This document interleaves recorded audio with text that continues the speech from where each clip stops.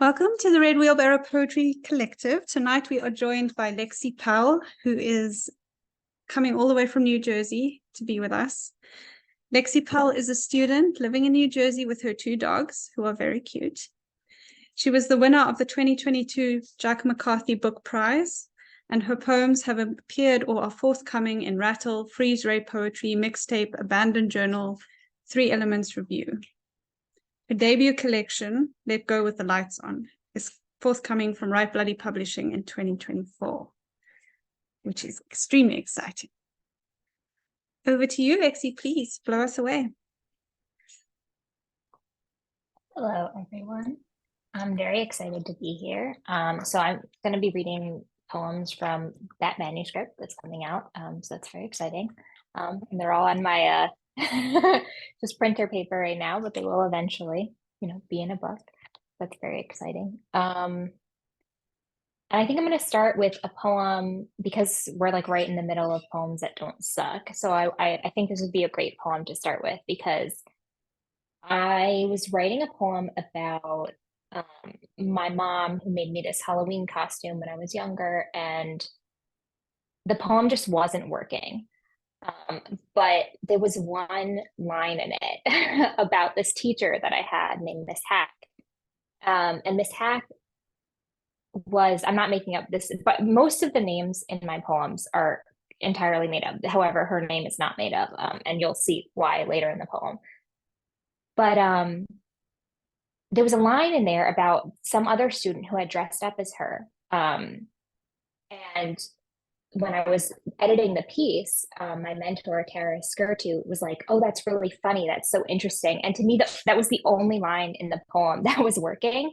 So I ended up basically rewriting the poem all about this teacher and this experience, and the other poem kind of went. But that's just a little lesson in trust the process because that poem is basically completely scrapped except for one single line.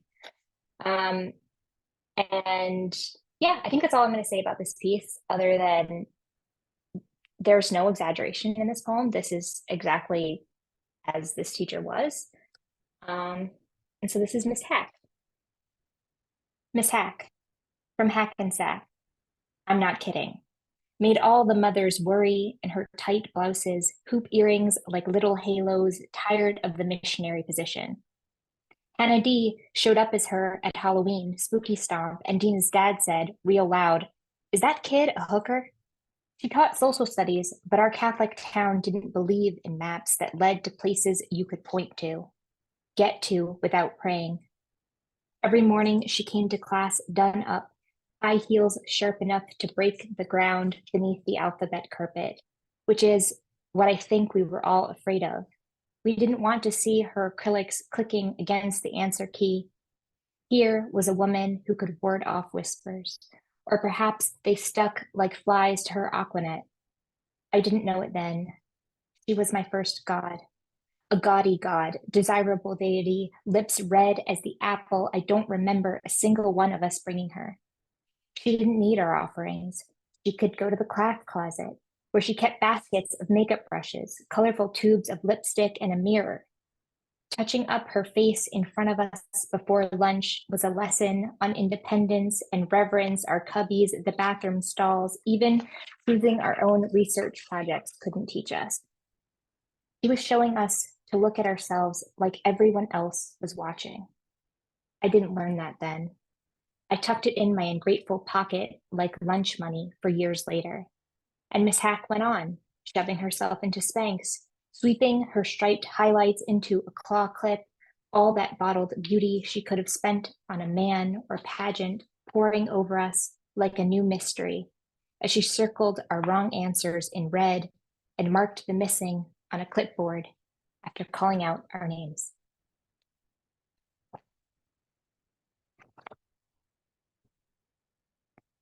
Oh, that's Miss Hack. And yeah, she really did use an entire closet in her classroom as like her own personal vanity, which I just think is a slay, honestly.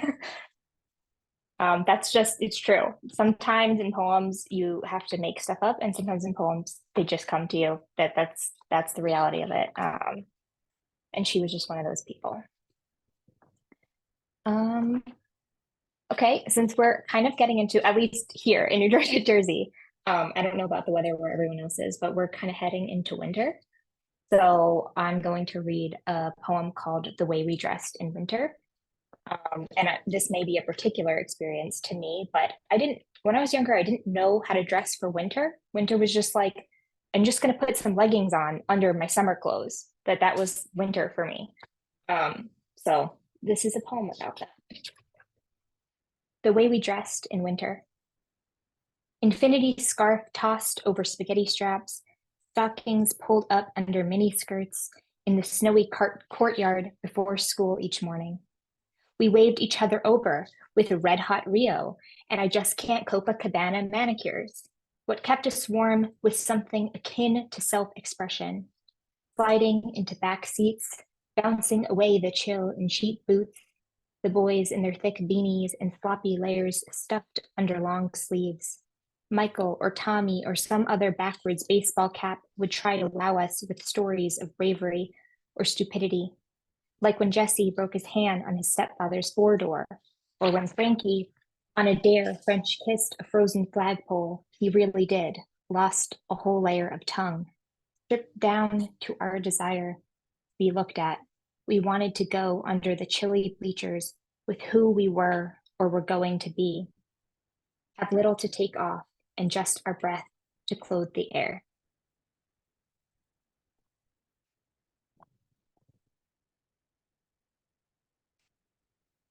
I think I'm going to read an ekphrastic poem because I love ekphrastic poetry. It's probably one of my favorite things to write. I think I like the container of it. I think it feels very much to me like people feel about like form. I love having something to look at and kind of riff off of, especially things that really move me or just intrigue me, like something I can't stop thinking about, or like one of those things. I don't know if people do this, but like I'll often have like 50 tabs open on my computer, and it'll be like different things that I just want to keep thinking about. And so, in particular, this. Uh, I think someone is asking, can you say that word again? Are you talking about ekphrastic? Ekphrastic poetry is poetry that is responding to art in some sort of way. But I think I will share in the chat the photo that it's responding to. It's a Cindy Sherman portrait that I love. And it's very, very intriguing to me. And yeah, I really recommend doing it, especially for people who really struggle with writer's block. It can be a really great way to just, whether or not you actually end up with a piece that like becomes something, it just can be a really fun way to kind of think about, your own writing and stuff, because when it's not in the narrative, it's not something that, is about your own life. It can be a really fun way to kind of push yourself. So it's in the chat if you want to see it. If not, you can just listen. This poem is called Between, after Cindy Sherman's untitled film still, number 6. But who wouldn't want to look that good in mismatched bra and panties? She's not looking in the mirror she holds, lying on loose sheets, little rhetorical mouth a little open. She's waiting for her husband to come home and pull the heavy roasting pan from the high shelf, for her kind and lonely neighbor, dissatisfied with his manuscript, to gaze longingly out the window where, of course, she won't see him looking.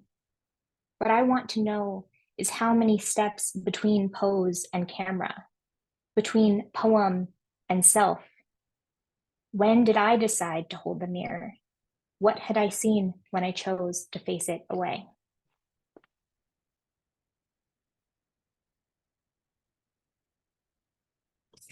The next poem just on my list of poems is a very silly poem. It's called 2000's Eyebrows. 2000's Eyebrows. Sometimes a little sperm-shaped, always thin and deliberate as pop singers Stefani, Spears, Shakira, sitting crisscross on the closed toilet, Scarlett, whose mother I never saw after 7 p.m. and who never asked me if I was allowed to drink Starbucks, said, eyebrows are sisters. not twins, as we teased tiny tire irons onto our faces using a magnifying mirror. My mother suggested we follow our natural shape, but of course we didn't listen. We weeded the furrow, carefully crafted correct symbols as if readying ourselves to agree with everything our boyfriend said was over our heads. Years later, lying on a sheet of crinkly paper on a plastic bed, I watched the waxer blow on the popsicle stick before the hot strip ripped a scythe into my raw pink skin. I know now they're out of fashion. Bushy is back, as is strong and bold and feathers. I'm not asking for a comeback. All I'm trying to say is I've spent years trying to grow out the look of surprise on my face.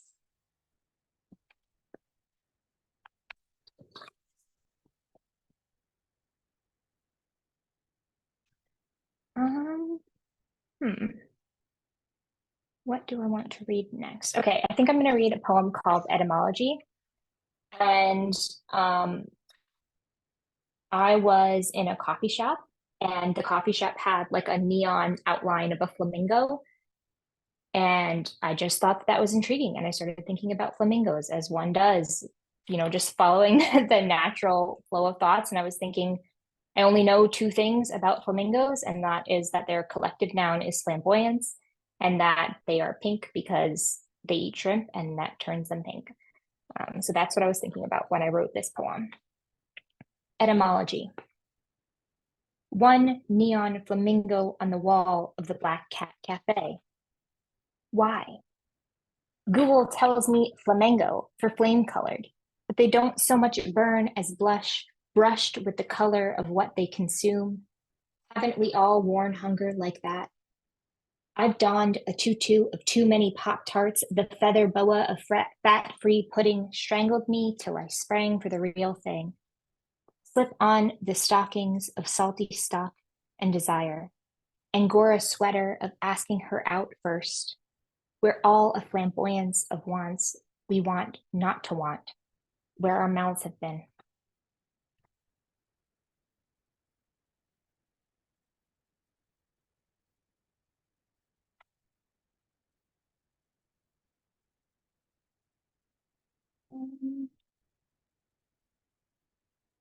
Okay, so this is an example of a poem where I changed every single name in the poem because I would never reveal anyone I was ever in a treatment center with. But this poem is about being in a treatment center, an eating disorder treatment center, and there are a lot of rules, obviously, to keep you and the others safe there. And I was just kind of thinking about that and the interplay of like,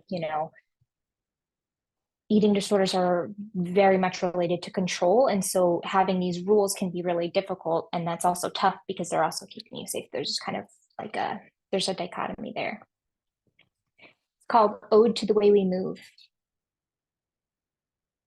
Ode to the Way We Move in the Inpatient Eating Disorder Program. Carolyn G taps her foot to the tune of Pasta Night. Sarah takes 4 separate trips to get a pair of scissors, 2 markers, a sheet of paper, and Scotch tape from the craft basket. And Amanda, who signed herself in, just admitted she's been doing crunches on the bathroom floor. To the rules about running and hugging and to the times we break them. In group, when Viv's cousin drives 4 hours from Vermont to play Uno during visiting hours. Bicep curls in the laundry room with bottles of bleach, arm circles in the shower, how stopping the secret exercise feels like bench pressing a sky swollen with rain. To the little blue boombox we let sing to us before bed, man, I feel like a woman, and the hairbrush microphone so neat to mouths, let's go girls, into. Our small rebellion in the common room of the locked ward. We shimmy our sweats into split dresses, our bodies loud as a nightclub. Hospital bracelets, bangles we raise above our heads. Paige, former patient turned night nurse, feather boas me toward her with the stethoscope and doesn't, for 3 minutes and 45 seconds, say anything about the liability of our heart rates. We risk punishment for this. Chug the chalky bottle of Ensure, stay an extra week. Like the hooked fish's last dance against a thrash of air, we are trying to move toward freedom.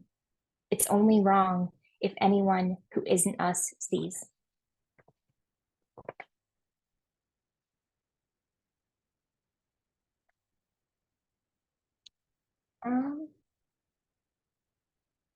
Okay, this is the squirt. The squirt.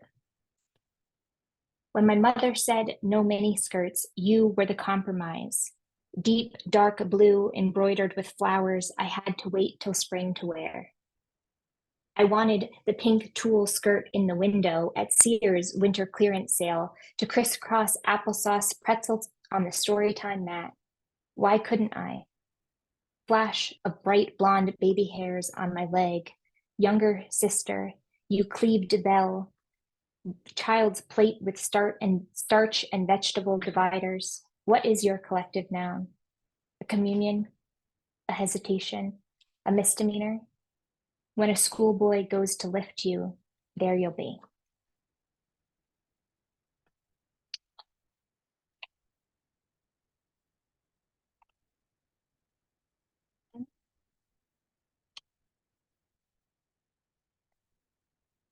Okay, my next poem is called Goods. Couldn't look the cashier in the eye as I placed Diet Coke and cheap concealer on the counter while Heather hid another lip gloss in her hoodie. Later, our loot spread out on her living room floor, she said to me, not wanting to get caught isn't the same thing as being a good girl. My whole life shifted a little on its fault line. Morality, that meat-eating plant, bloomed muscular guilt in my gut. Once, I put my allowance back in my mom's purse for her to notice, and she didn't. Stopped two bullies in front of a teacher. I stood in the dark of my father's front yard, looking into my bedroom window, trying to see if anything could be seen from the street. But there was no girl. Uneven breasts straining in a stained white bra, squeezing at her skin. Once I kept a diary of good things I didn't do in case I died and people needed a reason to keep loving me. How could I think I was better than everybody else? Like the loose strands of hair I unstuck from my lip gloss, I wore myself poorly. When we left that CVS, Heather was the one smiling. My goods tossed into a paper bag, my pockets empty.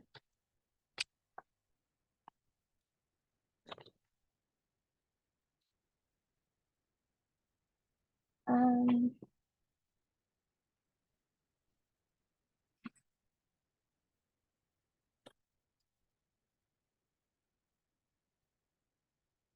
this is called Gifts I Did Not Want.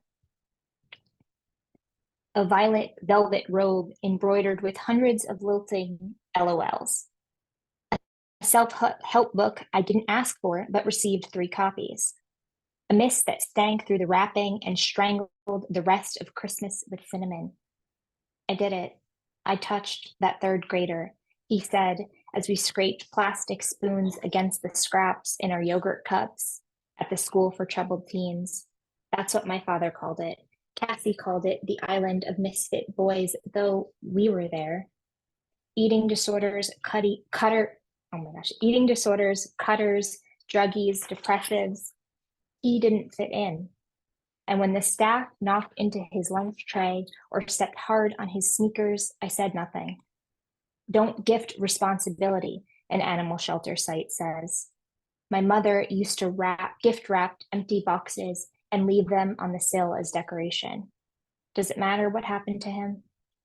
What's inside the box didn't bite my hand. Still, I abandoned it.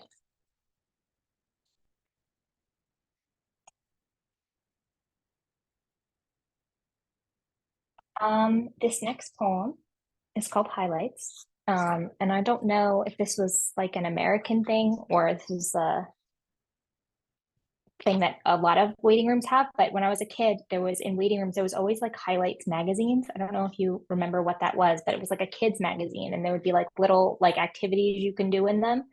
Um, so there'd be like, crossword puzzles and different things, all like, very kid themed. So this is a poem about that. Highlights. The kids that came before me already colored in the pictures, circled all the missing stuff in the spot the difference drawings. I'd look at their marks and pretend I would have made them. Noticed the missing pocket, vanished vase in the waiting room. I'm sick of stepping into rooms certain something hidden has disappeared. Standing in the kitchen, loving you, and still so unhappy. I finally have my chance to make my mark on this blankness. The sun, when did it stop being that clean, color-inable circle? Is that a bird under your butter knife? A watch, where previously only a wrist had been?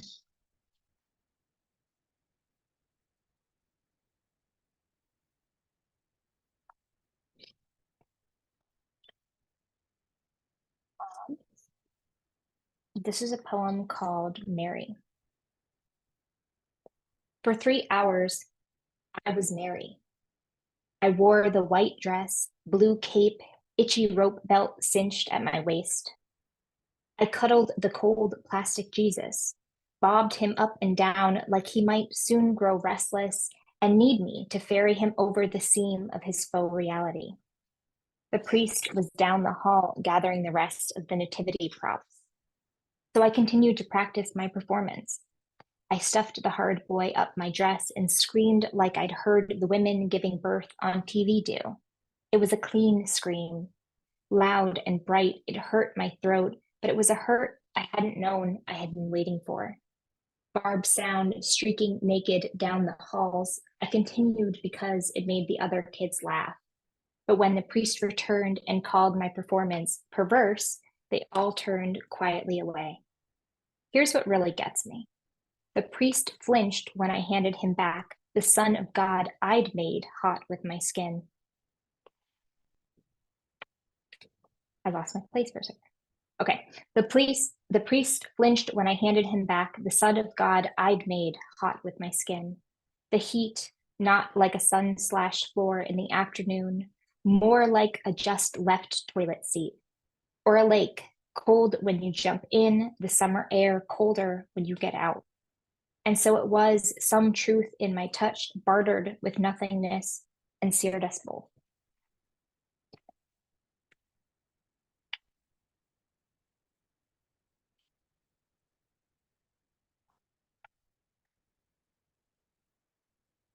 Um, so a big theme in my poems is like examining spaces that I find like particularly interesting, whether that be like at a hair salon, which like is typically a lot of women are there, and nail salon, different spaces that feel sacred in some kind of way that for me feels unsayable. As Marie Howe says, it's like the unsayable said. There's a specific feeling that I'm trying to capture, and I write a lot about that. So I'm going to read 2 poems about that. Bleach and Tone. Taylor folds tinfoil into my hair while the teenager to my left talks about her lousy ex. The platinum blonde to my right says her husband wants to know what the hell Jessica plans on doing with all those Irish step dancing lessons. In this room, we meet each other's eyes in the mirror. Should I get a full or partial? Taylor doesn't ask about my fiance because I'm not wearing the ring.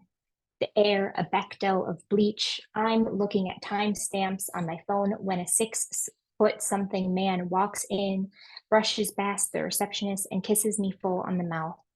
Sorry, wrong blonde, he laughs, and looks to my right for his wife.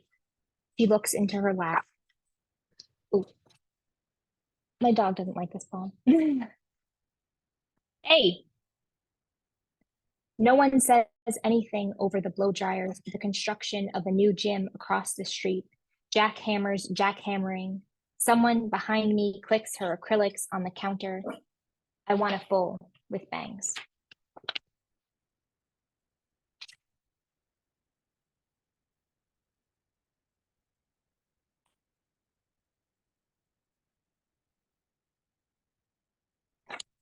So this is another poem about a nail salon.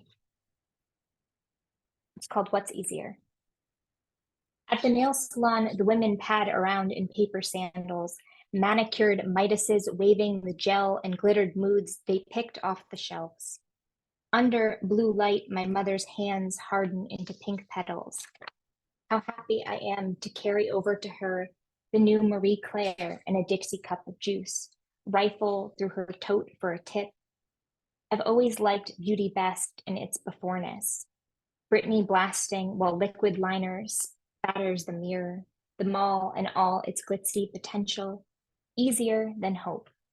All those almost there hours, minutes, seconds, like the 6 separate and smaller than sequin dots that become a flower on my big blue toe.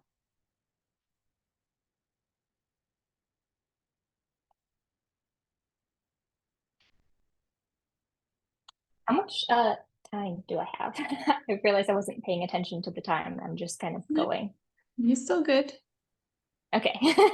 Let me know because I could go on.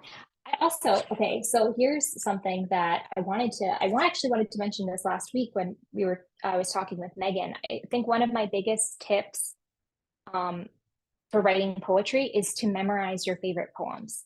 I have like 10 poems memorized, all by different, don't keep memorizing the same, all one poet. Like, don't only memorize Megan Falley poems, otherwise you'll just end up writing like a Megan Falley, but kind of you want to become like an altar to all of your favorite poets. And that's kind of how I feel like what I've been doing. So like I gather these poems and I just say them to myself, like when I'm doing dishes and stuff.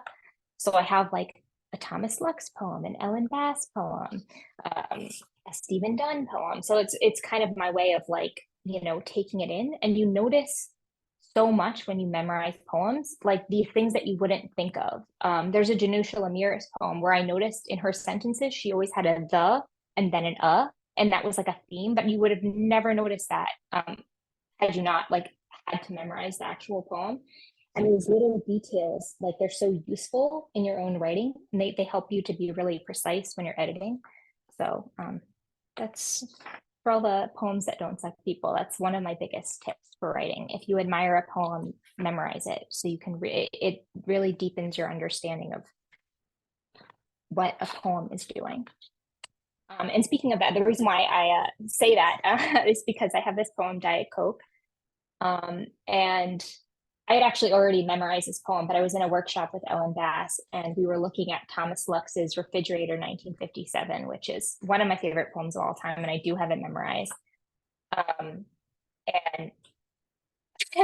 my fiance actually says that I'm always waiting for someone to ask me to recite a poem on the spot so that like I'm waiting for that opening. Like we have a jar that poem's about maraschino cherries. And he's like, you're just hoping someone's going to open the fridge and go, why do you have maraschino cherries? And you're like, let me read you this poem. That's why. But anyway, that's a long, can I recite it? Okay. I've literally been waiting my whole life to do this. Okay. Refrigerator 1957 by Tom. This is literally a dream come true, like more exciting than reading all of my other poems. I've been waiting for this. Okay. Refrigerator 1957. More like a vault. You pull the handle out, and on the shelves, not a lot. And what there is, a boiled potato in a bag, a chicken carcass under foil, looking dispirited, drained, mugged. This is not a place to go in hope or hunger. But just to the right of the middle door shelf on fire, lit from within red, heart red, wet red, sexual red, shining red in their liquid, exotic, aloof, slumming in such company. A jar of maraschino cherries. 3/4 full, fiery globes like strippers at a church social. Oh shoot, I just forgot the next line. Maraschino cherries. Maraschino, the only foreign word I knew. Not once did I see these cherries in, wait, no, hold on. The only foreign word I would knew. Not once did I see these cherries employed, not in a drink, nor on top of a glob of ice cream, or just pop one in your mouth. Not once. The same jar there through an entire childhood of dull dinners. Boiled meat, popped peas, and see above, boiled potatoes. Maybe they came over from the old country, family heirlooms, or were status symbols purchased with a piece of the first paycheck from the sweatshop which beat the pig farm in Bohemia, handed down from my grandparents to my parents to be someday mine, then my child. They were beautiful. And if I never ate one, it was because I knew it would be missed or because I knew it would not be replaced. And because you do not eat that, which rips your heart with joy. I was actually nervous. I've done this like probably 1,000 times out loud in my house and to my dogs, but that is, I just think it's the most fabulous poem. Yeah, it's incredible. Anyway, thank you for indulging me. I love that poem very, very much. It's very dear to me. And I say it all the time. But anyway, long-winded introduction to this poem, which in an Ellen Bass workshop, we read that poem and like obviously it had been like in my soul, in my bones for so long. And she was talking about writing poems with a lot of thingitude, which is something that Thomas Luck says a lot, which is like poems with a lot of really specific details and like objects in them. They're very they're concretized or something. Like I think that's the right word. Like they're very concrete poems. And so, you know, that poem has all these little details. You get so much about his family. You get you know, the pig farm in Bohemia and all these different little details. And so we were tasked with writing a poem kind of that does the same thing and kind of focuses on a singular object. So for me, I was thinking about Diet Coke. And so this is my poem, Diet Coke.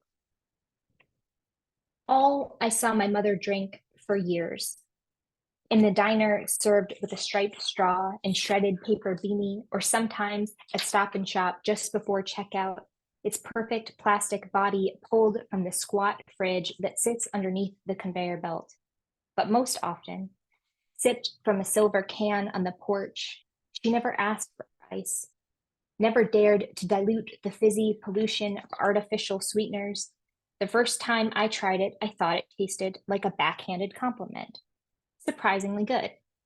The dark, dizzying lake, like a cactus, burped Splenda into my mouth.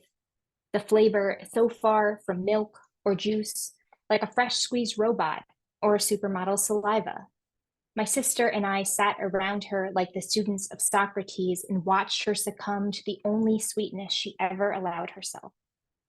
A true mother, listening to the questions it spat in air, voice lifted at the end of every swallowed sentence.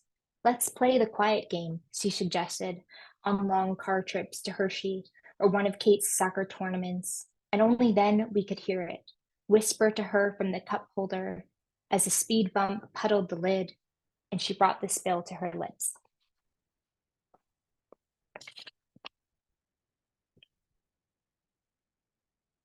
That's Diet Coke, and very much after the Thomas Lux poem. But like all of my poems could be after that poem because I think about it constant. Like when he says like strippers at a church social, that is probably one of my favorite similes of all time. It's funny, it's precise, it's just wonderful.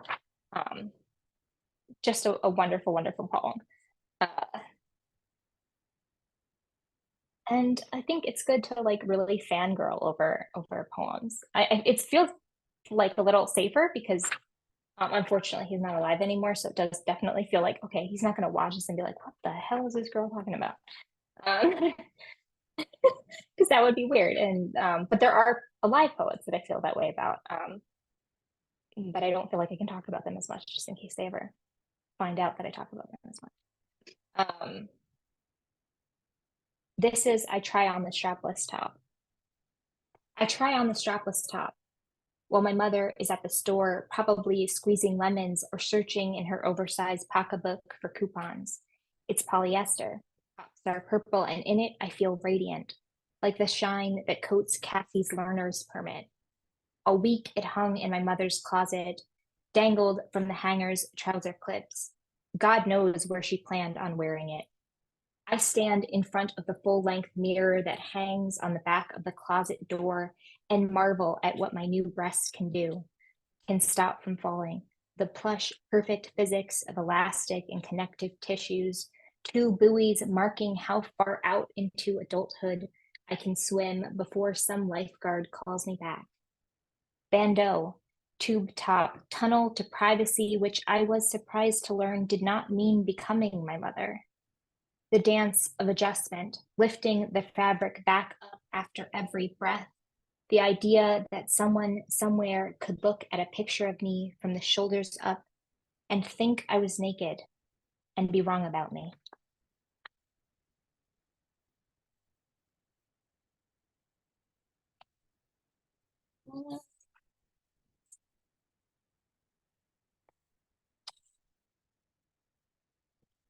Trying to think of what I should read next. Oh, another theme that runs through, which until like I didn't realize how much I write on like the same, or I riff on like the same subjects until I was putting together a manuscript, because I just don't think you notice it. You just get inspired by certain things. And one thing for me has always been clothing, like articles of clothing. That's why so many of my poems are either about clothing or about dressing, or and it's wonderful because knowing that about myself, I can just walk into my closet or like Google clothing that like I would have been wearing in like the early 2000s, and then I'm like, oh, I have a poem now because I'm going to write about this thing, or I'm going to write about that thing. So this is Ode to My Mother's Thong. When she'd reach for the bargain bread or to smooth the fanned bangs Kate cut with craft scissors playing beauty part. Okay, I'm going to start over. When she'd reach for the bargain bread or to smooth the fanned bangs Kate cut with craft scissors playing beauty parlor, I'd see it. Cotton Y peeking over her Levi's. I remember being mad that she'd do this, be beyond me, not my mom, disco the post-divorce dance of undressing in front of the Winnie the Pooh stickered mirror. Pink with printed strawberries, cotton gusset, tiny bow. It love-lettered the laundry basket. Slingshot me into my life like the birds I colored penciled onto computer paper, arcing the single-line strokes to show they were very far away. Now she's behind me in the pink dressing room while I try one on for the first time. Pull on my leggings and look at her in the three-way mirror. Are you sure you can't see anything?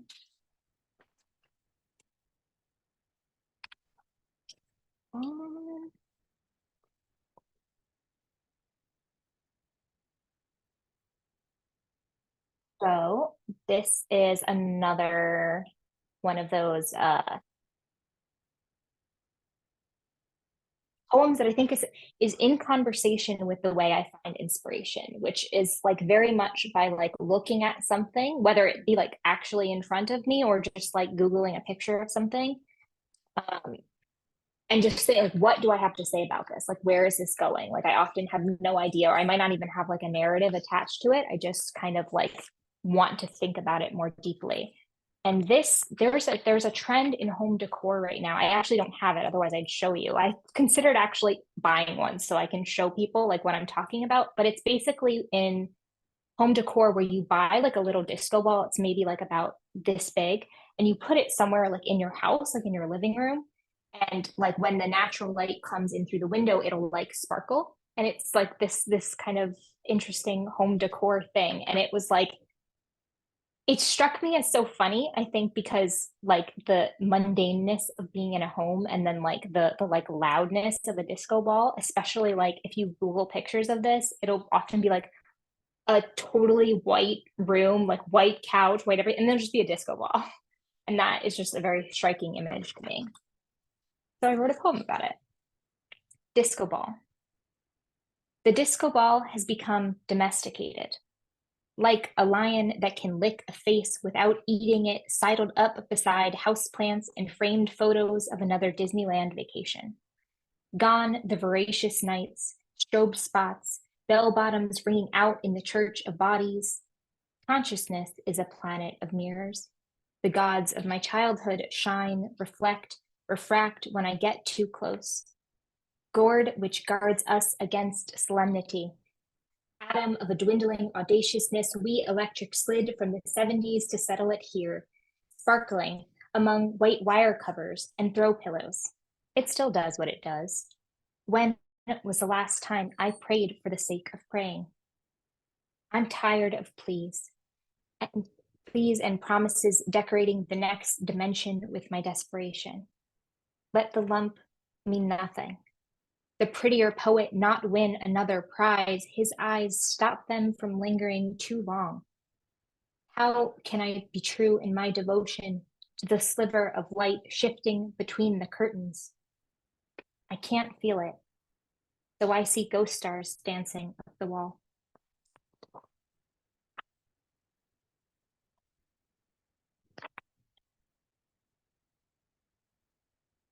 Uh,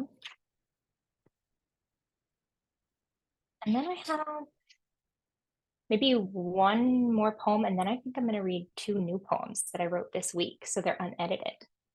And I think that'll be kind of fun. I do want them to go in the manuscript, but I think it'd be fun to see like what poems look like in their earlier stages, and like where they end up being. So if anyone hears me read later on, you can be like, oh, that's what she took out. That's what is not working. And I have a couple of people that I let look at my poems. And even as I'm reading them, I know what those people are going to say about it. So that's very funny. But one thing I will say is write everything. One of the best advice for like writing a first draft is just overwrite, because it's easier to have things to cut than to have things to add in.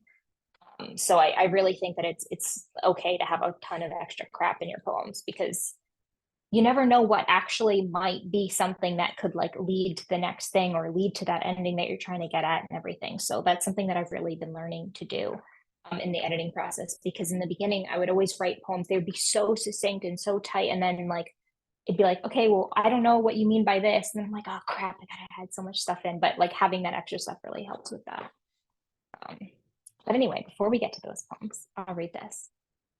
Called Clean. The seam of my Snoopy PJs bushed between my thighs, and I flushed awake. My sister snoring in the bunk above.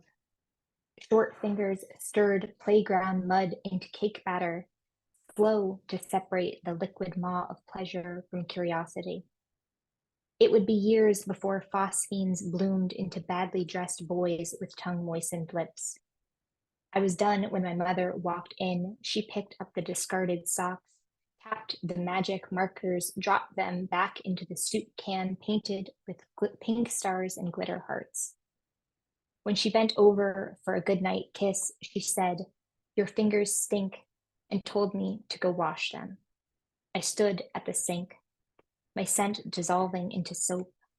How badly I began to want in front of the mirror what lifted my little life like a bloodhound's ears to the promise of approaching bodies.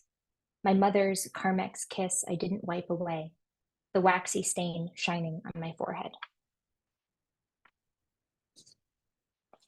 So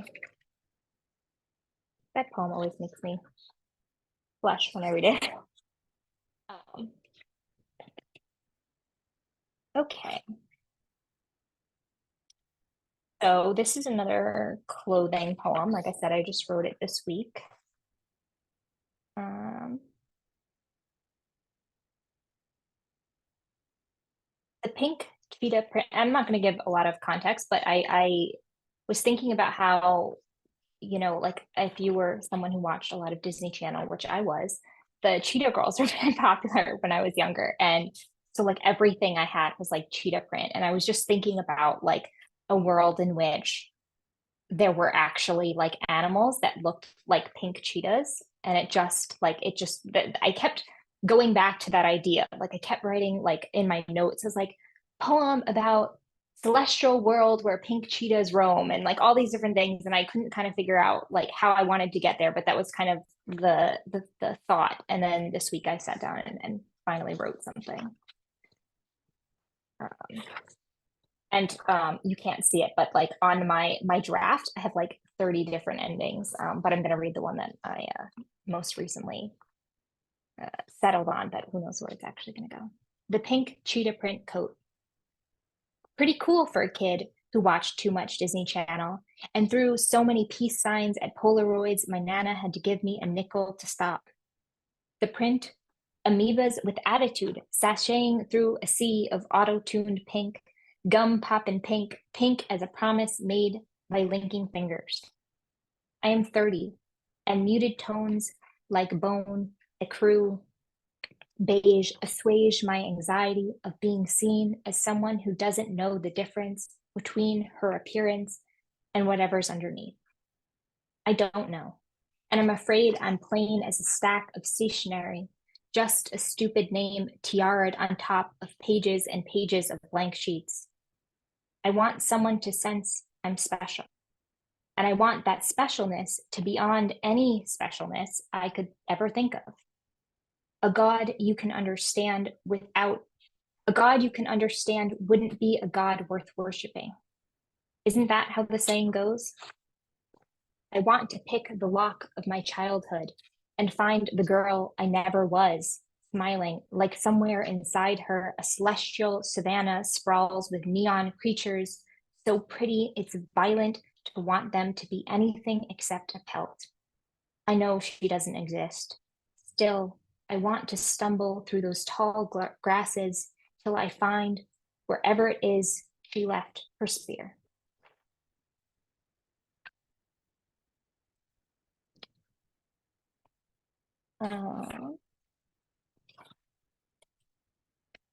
And so this is, so that poem I wrote this week, as well as this one that I'm going to read. Let me just make sure it actually has like, yeah. Again, this is another poem. I'll show you, actually, like this is all just potential endings for this poem.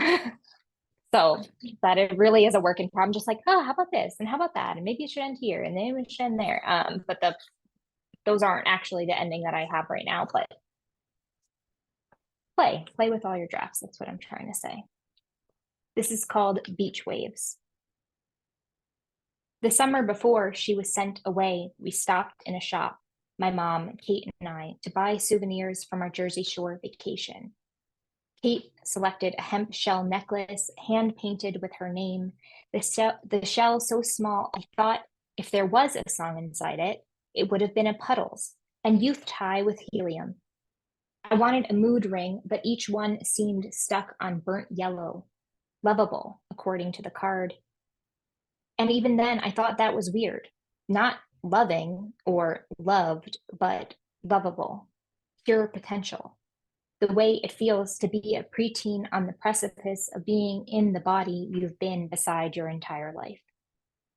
The night before, my mother served us pasta she didn't eat, spent an hour in the glass wall gym while we played jacks in the hall, and I had beach waves because she French braided my damp hair every single night before bed. Lovable, her body nodding mine into the next day. Lovable, the ghosts we brought with us into the shop, so that it seemed the air could not help but adorn itself with the glamour of pronouncement, a glitzy amber angst. Maybe she shrinks so that some spirit might start to strain against the surface. Or maybe so someone will call her beautiful who does not spill Campbell's cream of mushroom soup all over her brand new sheets. Lovable is the word I think forgiveness has been trying to finger into the dust of the busted minivan of my memories. Not wash me, or frowny penis face, as Kate and I were so fond of leaving. How many missed meals till we reach the end of this childhood?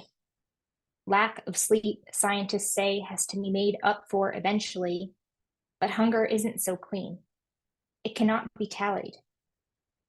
Its shell may be song-shaped, but all it ever mouths is a name.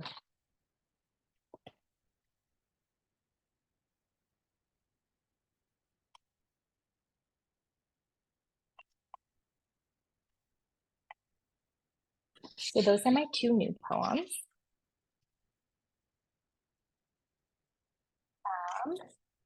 How much time do we have? Maybe like one or two more. One or two more, let me see. I've been throwing them on the floor as I've been reading them, like literally just throwing them. And I realized I've thrown them, so I can't actually see. So I'm gonna get them. Do, do, do.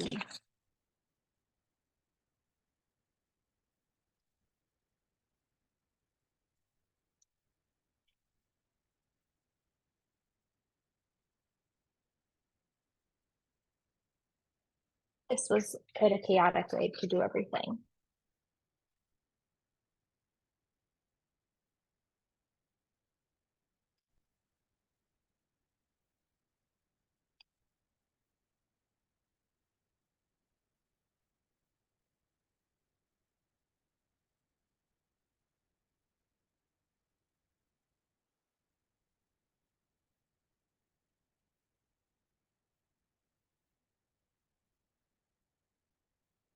So another like major theme in my manuscript is just kind of like looking at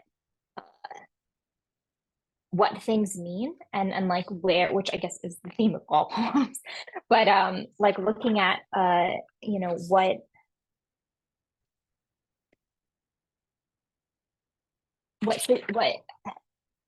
meaning can you derive from difficult situations, or like what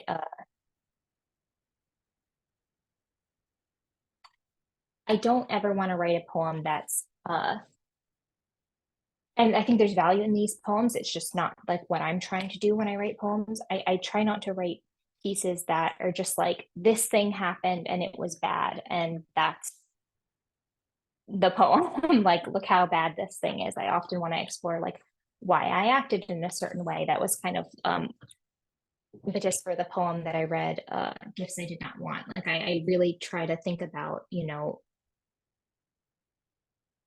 not necessarily that my actions are wrong, but just like, why did I do that? So I think I will maybe finish with this poem, which was a poem that took me a long time to write. I think I had written, if this is a comfort to anyone, I think I had written about maybe 40 different versions of this poem, and not like 40 different like of like they were completely different drafts. They were not like, oh, I moved around like words or whatever. Like I literally tried different like entry points starting from different times in my life, different things. Like they were completely different poems. Like I would start a new, like they didn't work each time, so much so to the fact that I would start a whole new document and completely write a new poem. Like I wouldn't save any lines. And I just kept trying to tell this particular story. And so finally one day, after reading a lot of Marie Howe, because sometimes I struggled with saying things very plainly. And I think I kept trying to like really pretty this story up, and it just wasn't working. So I wrote this poem all in one go, and not much really changed about it. Threshold. I learned the phrase pubic hair from my stepbrother. We were in the garage taking turns sticking our heads in the freezer, and he gave me the last blue popsicle because I'd beaten him at slaps 3 times.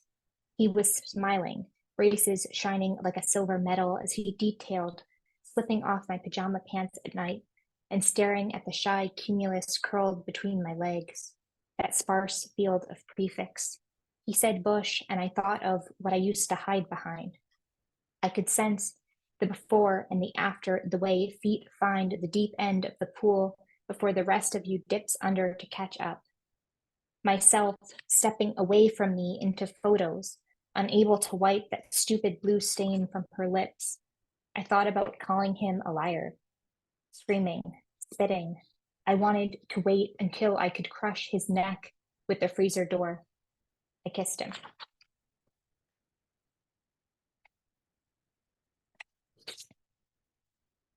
And so I think that's going to be my last poem. Wow. Can we unmute to clap for Lexi, please?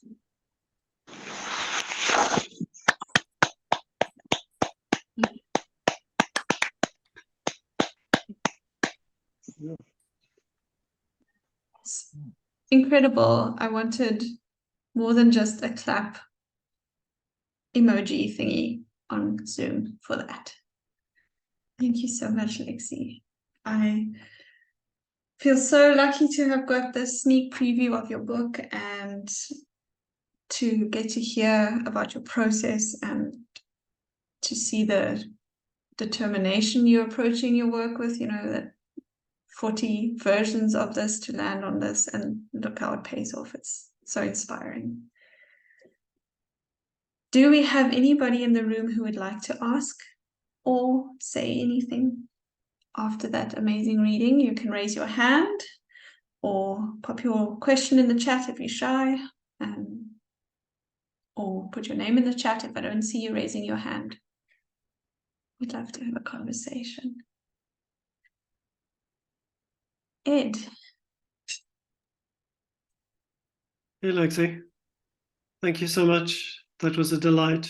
And yeah, first time I've ever really, it is the first time I've encountered you reading your poems. And I think I experienced what you read as a kind of interrogation of appearances, and unpacking of codes, whether those are codes around femininity or awakening sexuality, social codes. I got a lot from your reading, and I loved the way that you'd start with an image and then go to something really vital and really raw, and surprising, and what sort of set you on this journey, and where do you think you want to go with it? I guess is my question. Do you mean like what inspired me to write poems in the first place, or like the particular poems? Are you just talking about like in general? In general, yeah.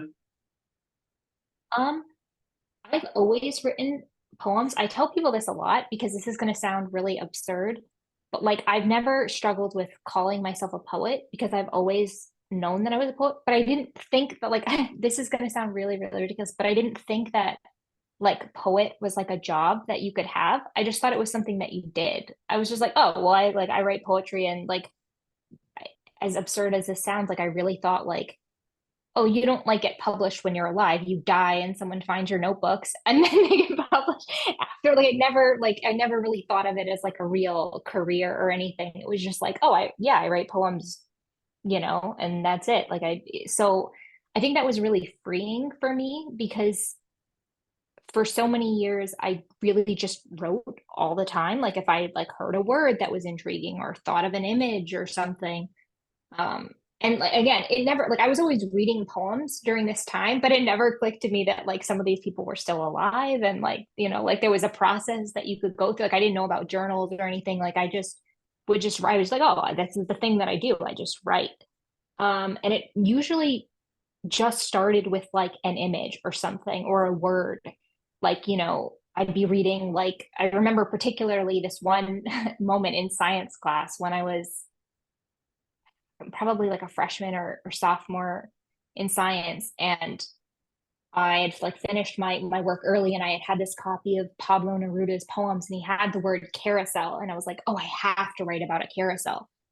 And so that was just kind of like it. Like I just always kind of, I never really felt poems. I didn't feel like a lot of pressure, which I think was really, really useful to me, because it was just like, oh, I just want to play here. Like, I just want to use this word and see what I can make of it and see what this means. And there was no pressure to like say something about myself or say something about the world. Like often they would be trying to do that. And my poems certainly back then were not good or anything, but like, it just, I think not having that pressure and that kind of freedom to, because I feel like a lot of times writer's block for people is like, oh, I like you, if someone told you like, oh, I'll give you $1 million to write a poem right now, it doesn't have to be good. You would write something, like it's not, there's not really writer's block is not really a real thing. The problem is that you're scared that you don't have like a good enough idea. Like you can look at anything. Like I can look at the lamp behind me and be like, I'm gonna write a poem about this lamp, and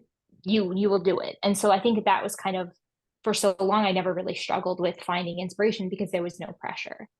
And I kind of try, although like now there is more because I understand the process of writing and like, oh, what journal might take this poem or, you know, whatever. But I still try to do that in my everyday life. Like I try to just like look at things or think about, I notice the way I think.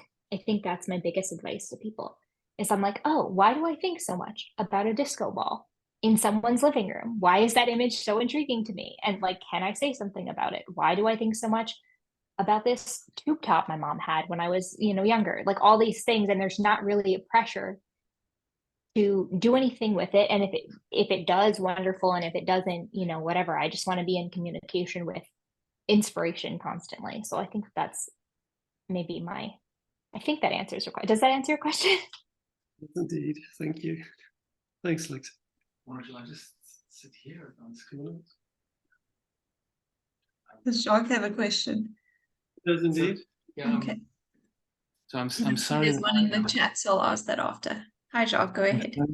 Hello. I'm sorry I disappeared from view. My computer speaker is scratchy, so I could hear better from here. But I was listening very attentively. So, Lexi, I loved your reading, and Thank you so much. I'm fascinated by this thing that you do around looking. I mean, listening to the poems, I really got a sense of what it feels to be looked at, and then you do this double.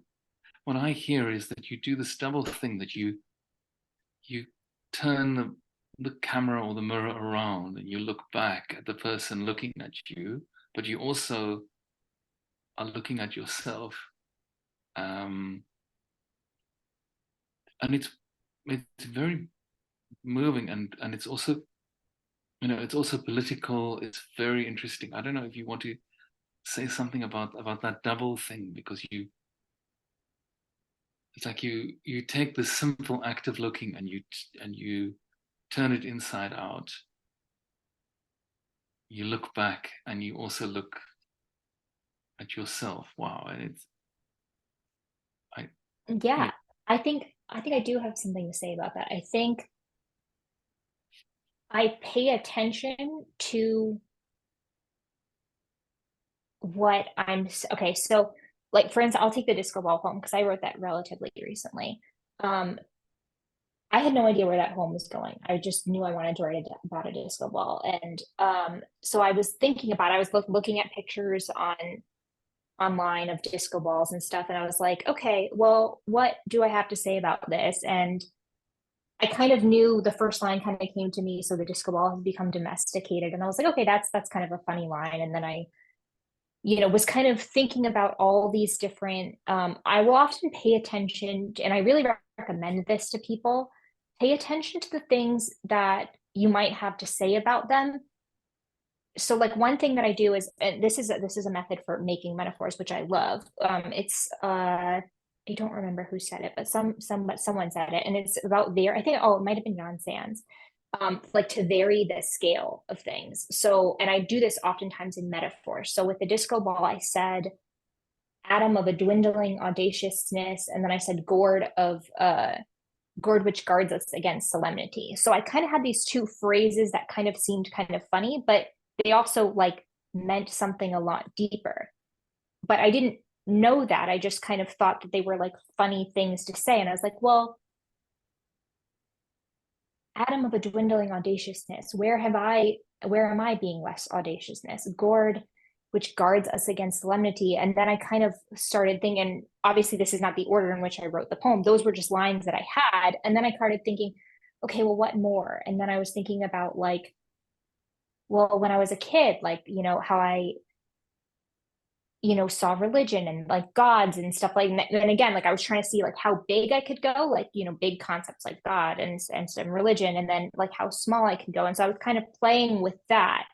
And that's how I kind of got there, but it was following what I had said. So I think that's often like a really great way to kind of uncover that thing that's like, oh, how did they do that? Like, well, I just was listening to what images a lot of times, a lot of my poems start off with just lists of things that I might have to say about something. I'm like, okay, well, this is like, with my cheetah print poem, I have like the amoebas with attitude, seshing. And I'm like, okay, well, what does that really mean? Like, is there's a deeper meaning or something like that? And I kind of just follow it and then say, okay, this kind of reminds me of this concept, or this kind of reminds me of that. So it's kind of allowing yourself to play and then deeply examine the things behind the playing, I think is kind of how I'm able to do that. And also like examining why you want to write about certain things. Like for certain poets, and you'll often see this with like a lot of poets, they'll have like things that they constantly write about. Like for me, one of my big things is every time I get my hair done, I have to write a poem, like on my phone. I have to, because I just find the space where like there's only women and I'm gonna pick up my dog. It's just Ted. But he wanted to come up and talk poetry. But yeah, so I kind of pay attention to what I want to write about or the things I typically find inspiration from. And then I just pay attention and I write things without any like expectation of where they're going to go, like I started a poem. I just had my hair done last week and I started a poem, but it really is just a list of images and I don't know where they're going, but I'm like, oh, the woman who did my hair, her daughter was there and she was also doing her daughter's hair while she was doing mine. And she was dyeing her daughter's hair like this sea green. And so I'm like, okay, there's something that I don't know what it is. I don't know what I have to say about it, but I'm going to write that. And then I'm going to write like, I was looking at them in the mirror because the girl was behind me. So I was watching this all in a mirror. It's like all these little things and they kind of have like metaphorical resonance, but I don't feel like a pressure to do it right away. All I feel is the inspiration to get it all down and like, okay, what is that saying? What do I have to say about that? Where could this go? Is it going to lead me into a poem about my mom? Maybe. So like I'll write like mom ? And in my little notes app or whatever, but it's like I have no idea. But I think it's that not having pressure and paying attention to what you're saying. So I think sometimes people like, I have this I want to say about this thing. And then it kind of like strangles your creativity because you're like, now I don't know how to get from point A to point B. And I don't do that. I'm like, I don't know what the heck I have to say about any of this. I just want to find out, like fuck around and find out. Yeah, that's wonderful. So Playful. Yeah, I think you go further because of that. It's wonderful. Thank you. Thanks, Jacques and Ed. So 2 questions in the chat. The one was asking when your book is coming out. And I believe, if I remember correctly, Bright Bloody said something like May next year or something like that. So great. Yes. Yeah. So it's called Let Go with the Lights On and it's coming out with Bright Bloody Publishing in the US. And then the other question here in the chat, someone wants to know how or where you learned about ekphrastic poetry and if you have a go-to for learning about different styles or genres of poetry. Yes. Where did I learn about ekphrastic poetry? I think I might have just learned it from Rattle. Because if you don't know, like Rattle every month they have an ekphrastic challenge where they like post a painting or a photograph or something and they have like a little contest and people kind of write poems to that. And so that's kind of probably where I learned the phrase. And one thing that I do that like is it's not very glamorous, but I think it can be really useful is if I'm doing something, I really treat everything like I'm in school. I am in school, by the way, but like I treat everything like I'm in school. So like I will look up like ekphrastic poems. Like there's a whole website that's just ekphrastic poetry. Or, I'll order a book. There actually is a book. I can't recall it at the moment, but if anyone asks me after, I'll send you the link to it. There's a book about writing ekphrastic poetry that I read. And so I really just study things. But I also try not to like let that, you can do whatever you want always with anything. It can be a jumping off point. You can be writing exactly what's in the image. You can go somewhere else. But I really do try to like treat everything like something I can learn. I don't really I get very interested in something, and I kind of like almost, I don't know how to like say this because it's not fake, but it's almost like I fake obsession. Like I'm like, how can I'm going to spend a whole day doing nothing but consuming ekphrastic poetry, learning what people have to say about ekphrastic poetry, going on YouTube and seeing if anyone has talked about ekphrastic poetry. And I just studied, oh, the Ekphrastic Review, that was the journal that I was talking about. I see that in the chat. So yeah, so I really just kind of treat everything like it's something that I can learn. And I often take notes. I have like a little journal that I take notes in. And I also have another thing that I do in addition to like memorizing my favorite poems. I have like basically like I call it my little anthology. Anytime I love a poem, I add it to my personal anthology and I write it out line by line, like with the line breaks and everything. Because it's very inspiring to like actually write a poem out. It almost makes you feel like you're writing it yourself and it's coming out of your own head.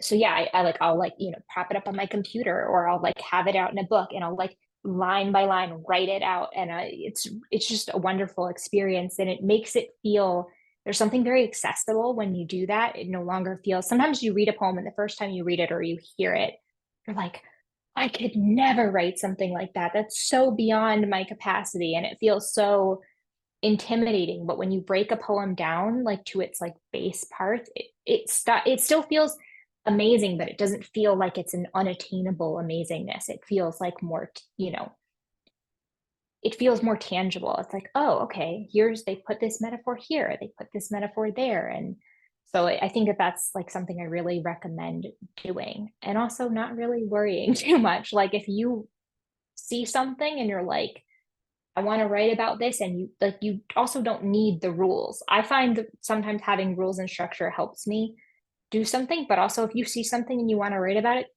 doesn't really matter. Like as long as it's inspiring to you, like ekphrastic poetry can be like really only what's in the image, and it can be like, I looked at this and then I thought about my life. And like so it's just a minor detail. It really just kind of depends on where you want to take it. But yeah, so Thank you. So I've put some links there for the ekphrastic stuff. And Sharon also shared one, the review one that you spoke of. So that's awesome. Do we have anybody else with a question? I'm curious, Lexi, with putting together your manuscript and like creating this book, how was that process for you? You said you hadn't realized like you had repeating themes and stuff. Like at what point did it click that things could work together in book form? it really didn't, I think.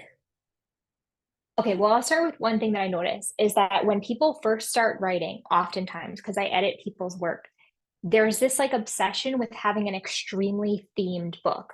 Like, oh, I'm going to have a book that's only about traveling or only about this or that. And there are wonderful collections that do that, like, Victoria Chang's Obit or whatever, where it's like only obituaries and stuff like that. But I think that there's this huge pressure poets place on themselves to have like the most cohesive collection of poems. Like this book is just going to be about this topic. And I never did that because I just can't write that much. Like that would feel overwhelming to me. Like, okay, I have to write 60 poems about travel. Like that's too much. Like, so it was only afterward. And that's what I'll say. I think that in the process of, I'm like, oh, my voice does kind of sound the same in a lot of my poems. Like, oh, this is cohesive. Like that worrying about that cohesiveness, that's probably not really something you need to worry about. So I didn't really notice it. They were just the way that poems were coming out. So I'm like, oh, wow, like I write a lot about clothing and fabrics, or I write a lot about spaces where, usually there's only people who identify as women. Like those are just things that I realized after the fact. And then that's really nice because when you're, organizing a book, you can have poems that are communicating with each other, putting them side by side and stuff like that. But yeah, that was definitely not something that I was trying to do at all. But it's really, really nice when it happens. But what I will say is that if you're in the early stages of writing, don't really worry about it. Like, happen like, kind of, because I really didn't realize it until probably like a couple of months ago that like, oh, I write so much about fabrics, or I write so much about like, concrete images and stuff like that. Or I have a couple of ekphrastic poems in my book, and again, that wasn't something that I planned, but I think if I had planned it, it would have been so stressful. I would have been like, oh no, I need 6 of these types of things, you know. So I don't really wonder. I don't really think about it anymore. And I kept being told that, but like once you really get it, like I'm like, I can write about anything. Like I can write about a flamingo, which like, you know, there's one thing that I think is very funny is I don't think there's like a single tree or like moon. There's like nothing in the outdoors there in my poems. Like I just don't like, the closest I have is the line about houseplants in the disco ball poem. But like but again, that wasn't something that I intentionally did, like where there's only like there's a lot of artificial fabrics, there's a lot of artificial things in my poems, but that wasn't something that I had planned. And yet that does provide a little bit of cohesiveness throughout the book. But that wasn't something that I set out to do. That'll happen naturally. So yeah. Amazing. Yeah, I think there's definitely a cohesive voice in your work. So I love that, and I think that speaks to you, both your maybe natural inclination towards writing and poetry, and also the work you've done in exploring who you are and what you have to say and why you want to write and stuff, in finding that voice. So anybody else who wants to say something before we take a quick break? Yes, no. No. Okay, then this first part is done. Lexi, thank you. I am feeling so excited about poetry. I love the joy that you have in talking about poetry, in sharing poetry, reciting poetry. Like, it's just infectious, and I think that anyone leaving here not inspired is probably not a poet, but it's just you're just amazing, and I'm so grateful to know your work and so excited to hold all this hard work of yours next year. Thank you. Thank you so much for having me.